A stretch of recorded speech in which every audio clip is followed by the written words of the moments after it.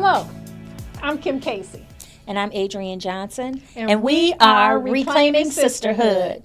Welcome back to Reclaiming Sisterhood podcast. In our first intro episode, we laid the groundwork and shared our why and gave you a glimpse into what's to come. But there's so much more to unpack, so much more of our hearts and our vision. Exactly, Kim. This part 2 is about going deeper. It's about pulling back the layers and truly understanding the soil from which Reclaiming Sisterhood is growing. It's about our fuel in this movement. For me, it's about me personally. This is what's driving me to be here. And me working across several sectors, corporate, government, nonprofit, philanthropy, and seeing how women were being treated. There's an infographic called The Life Cycle of Women of Color in Organizations. And what it shows is that we as women are being heavily recruited to come to organizations because we're problem solvers. And we get excited because we are problem solvers. We want to come in and roll up our sleeves and do the work. The problem with that is when we do that, we are fighting against, we've always done it that way. We're fighting against the system that has already been put in place. Mm-hmm. And for many of us, and I already know, you can raise your hands out there and tell me how many times you've been chewed up and spit out by an organization. We are exhausted because of that.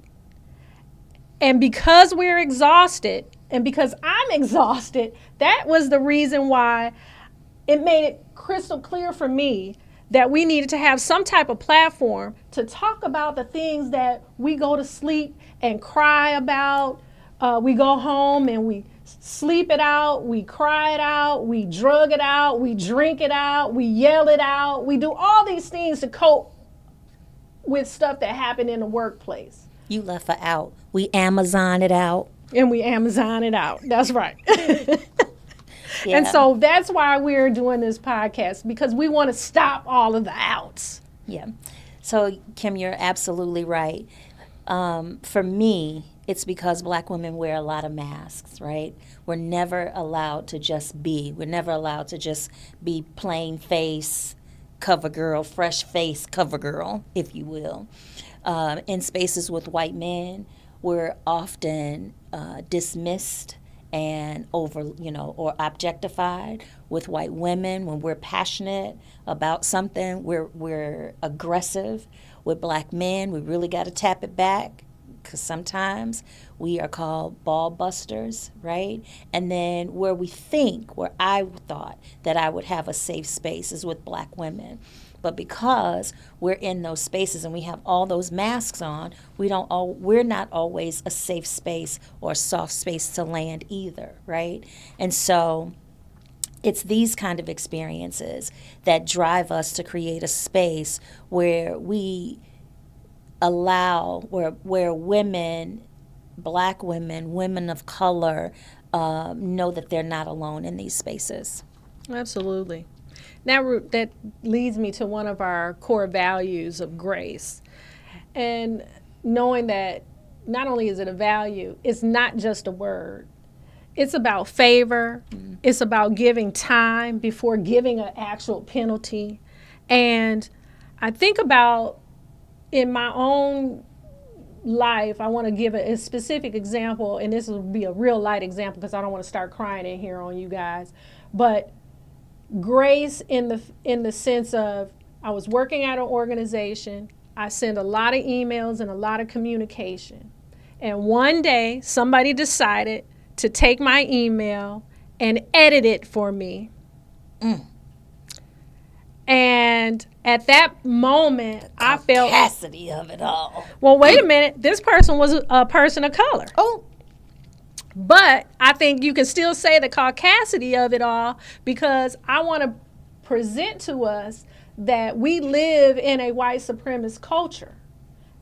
And as a person, a woman of color, Kim Casey, I still will exhibit these types of behaviors. Mm-hmm. And we need to understand, as women of color, how does white supremacy culture get embedded into our ethos? Because sometimes that's how we interact with each other. Mm-hmm. And so we've got to make sure that that doesn't happen. But going back to this email, I felt like the person could have provided me some grace or some favor, some time before penalty. The time before penalty wouldn't have been just sending an email. It would have been picking up the phone and saying, hey, sis, I saw the email you just sent. Did you mean to send it out that way? Yeah. Right? Absolutely. But that wasn't provided. And so many times we're in these spaces where grace isn't given because we're working in these situations that are pressure cooker situations and we're trying to manage to the clock, even though we're not doing open heart surgery. And so I want to make sure that we can talk about this, because when people come to me and they say, hey, I'm going to work with Kim, they already know we not pressure cooker in here. That we are going to be working together, hearing each other and working alongside of each other. There is not going to be this pressure cooker situation, because when we have pressure cookers, then we forget that we are supposed to come up and have grace. Yeah. So, Kim, when you talk about grace and how you're navigating in that space now, I think about authenticity, right? And how you're able, and for me, authenticity means being able to show up as your true self, right? With your own values and belief systems, and not being afraid that you'll be penalized for those things. And so when I think about authenticity, I think about when I stopped coloring my hair. So I say gray hair is revolutionary, right? It's like little baby revolutionaries on top of your head. And because you color them today, tomorrow they back. You color them today, tomorrow they back, right? And so I was sick of that. I was sick of playing that game. And so I stopped. And I remember when I was making the decision, I had conversations with my family and I had conversations with people who I worked with. And they all said, why would you want to do that? And I was younger. And I said, I'm just sick of coloring my hair, right? I didn't want to do that anymore. And I remember saying to one of my coworkers at the time, because there was somebody else that worked with us that was gray. And I said, well, they're gray. And their response to me was, well, you're not them. And I was like, oh, okay. So thinking about authenticity, we want to be able to create a space where we can show up as our true selves and not have to apologize about it.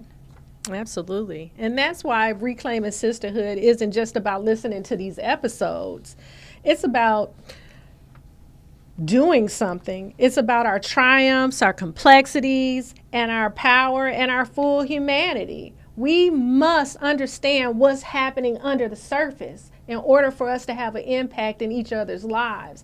What I want to call our attention to is Madam C.J. Walker hosted the women's conference at her mansion, right, to come up with a platform for what women can do together. The YWCA over 100 years ago would have these women's conferences where women would come from all over so that they could come together and figure out what their community, their sisterhood was together. And that's what we're hoping that these podcasts help us lead to, is some action. Yep. We see Reclaiming Sisterhood as us hand in hand, arm in arm, walking alongside of one another, giving each other a safe space to land, if you will. If I am upset, not saying, what you crying for? Why are you crying about it? But really, allowing us a space where we can process that, right?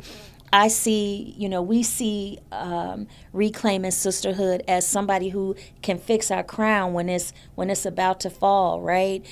Who lets us know that you are a big deal. We don't have women, and oftentimes we don't have women in our lives that say, you know what, Kim, you the shit, and it's okay. I used to say in high school, if you smell something funky, it's me because I'm the shit. So I want to be able to say that to, you know what, Kim, I smell something funky today. Oh, it's you because you the shit. Awesome. So join us as we continue to go deeper, to reclaim our sisterhood, and to write our own narratives. This is just the beginning. So make sure you subscribe and follow us on social media because the real conversations are about to begin.